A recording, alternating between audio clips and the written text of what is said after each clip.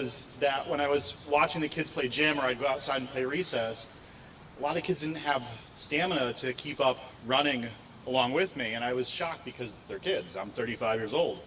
And I had known that there was a high rate of asthma here in the city. And I'd also known that the coal plant down the road was a major contributor to that.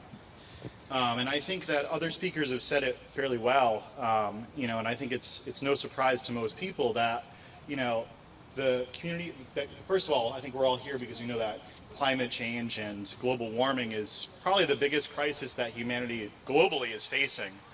But I think that a lot of people said already that disproportionately people of color and communities, working class communities, are bearing the brunt of that. And I think if you look at the way the response has been to some of the superstorms that we're seeing, things like Katrina or even Sandy more recently, we could see that, as other people had said more eloquently, that particular communities do face more of the brunt of that.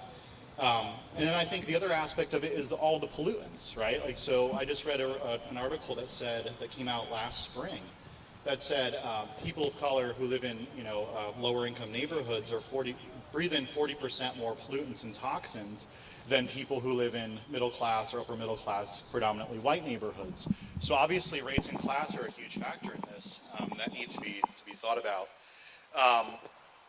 So we're facing that crisis, and I think the other crisis that working class communities are facing is the crisis of underfunding and not really having the resources to provide adequate public education.